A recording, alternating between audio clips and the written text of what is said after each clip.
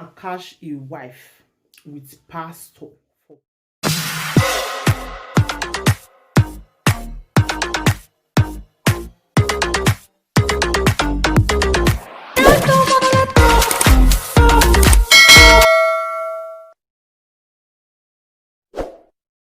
And catch a wife with pastor for bed. This man don dey suspect his wife ever since. He don dey suspect her, but he just pretend like say he no dey see wetin dey happen. Whereas he dey see am o. He ever do like say he no dey see am. Some men of God, una go call una sef pastor. See wetin una dey do. Just see wetin una dey do. Na so God go to dey expose una one by one. This man say he don dey suspect his wife ever since, but he never just catch her red handed. Anytime when this pastor want travel, this woman go follow am. Anytime when this pastor want travel, this woman go follow am. The man come dey do like say no dey see wetin dey happen. He don't know say as the wife dey do that kukukere waka, the wife no know say the husband know. The husband so fit dey suspect am. They suspect am. He want catch her red handed. They suspect am. This fake pastor just dey dualize this woman ever since. He dey dualize the only pot ever since. The husband no know. The husband no know. He just dey feel say na just normal crusade. He say anytime when this pastor want travel, his wife must follow am. Anytime when he want travel, his wife go follow am. Now so that they go crusade for here. Why they do this video be say? Una wey dey trust una pastor, even leave una wife for am. Una be careful.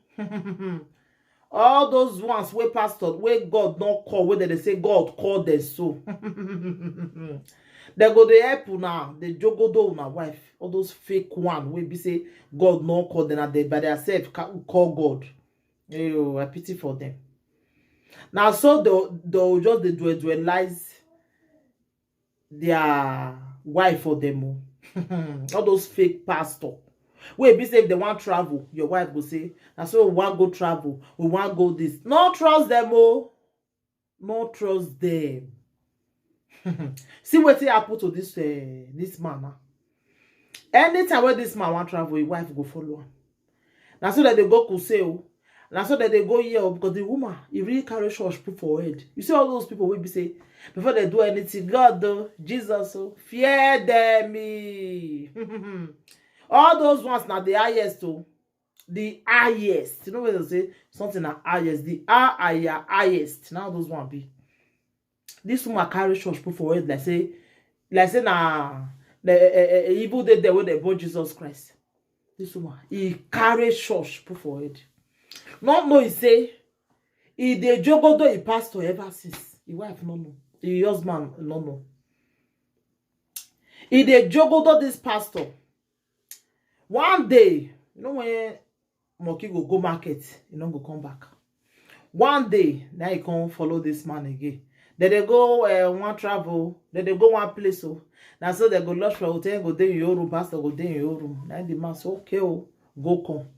You know say the man so free follow him as they go. As they reach hotel now, in the naked, the man at door start to jogo do am. If you even see the pastor, so he fat like bones when not done. They jogo do am. Now the man just take come catch them. His wife tie towel. Don't be smart you. The man begin to beg say that the woman na he make him do wetin he do so. Like seriously? Say na the woman. That's so he come talk say na the woman. And the woman na he seduce am when he enter Jerusalem.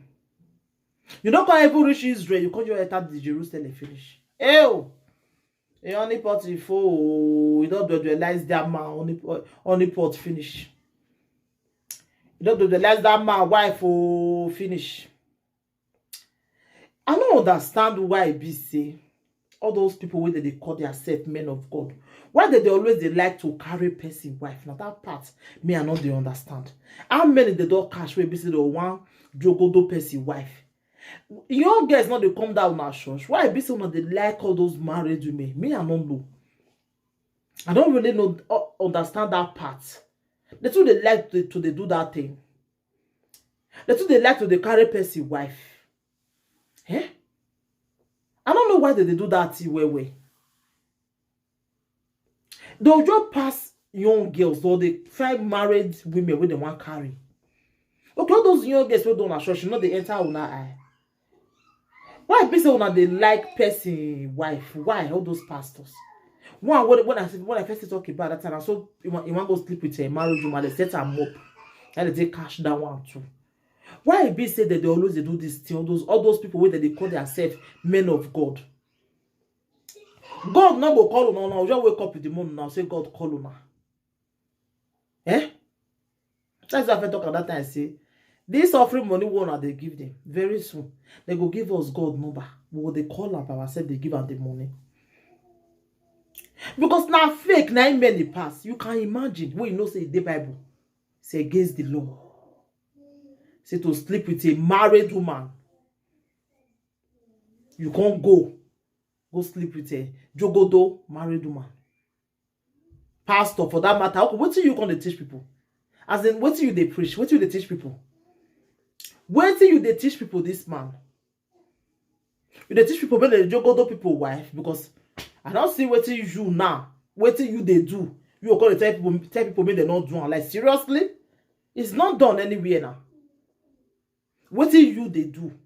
So I want to tell people say me they not doing. We be say you they do one. You they do the thing. And people, when I make sure for this one, oh, pastor they jogo do another person wife. So what in they preach for altar for people? In they preach for the for people say me they jogo do people wife. I don't understand. There was one when I see that time. That one just they teach people. He use one girl. Now Ghana that one for stay happen. They teach members for church how to take the jogodo their woman. You can't carry one girl come whether na bag will go carry the girl. Me I don't know where to carry the girl come. So the girl half naked though. They use the girl to they teach people how to take they demonstrate how to they do dog style, do this one. Like seriously for church again no, they can't put bed for there. Okay, that pastor wanted me that day now say, John Thomas not go start that day. Me, I not gonna know the kind God one they serve now. Because I'm not sure saying that this is our God way we they call now and they call. Me, I'm not sure. Because me, I don't know what is you now, where they just cash right down dead. What is you they teach people for your own church now. Me, I don't understand that part where people. When I am me shook mouth for this thing now. Fake pastor everywhere because of all those things. Now make some people to even go church go tire them. Una make church tire people. That can a man of God. They too they like to carry married woman. Me don't know why. I don't see who give me this answer. They go pass young girl or they find married woman where they want carry. Young girls go your food their church. They don't go toast and make they carry them. Though they look for married women. See that one where they say cash for America, we just they show John Thomas, they show that. You know, say I get that video that time too. When the man just naked, the pastor for that matter, just naked begin to show the girl John Thomas. He just naked finish the man. Eh? I don't just understand though. After I don't jogo the girl mama oh. He can't begin the one jogodo the woman daughter. He can't show that one. He John Thomas. You can't say he want to do video make you show that one all his body. That one can't tell her say make it wait.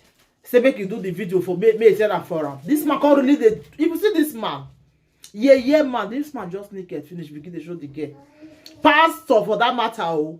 And they say the church big for America there.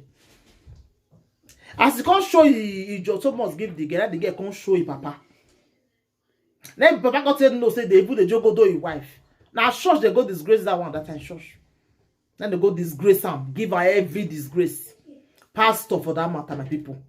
Me, I don't know where this world they lead us to again. No, I don't really know. Pastor go just the jogodo person wife. And you go see the man, you see open that your mouth, they greet the man. For what you don't do. You see the man begin the greet him for everything when you don't do this man. My people. I go look at that, I still get that video. But I say I get on that in case maybe if you need them. I see pastor where they disgrace himself. My people, in this video, I don't want to make it too long because the thing they provoke me for all those fake pastors there. Thank you, everybody. Take care until I come your way next time again. I remember your friend, your sister, your everything, and always put thumbs up for me. Subscribe and hit the notification bell so that if I put more video, you will be the first to be notified. Bye, everybody.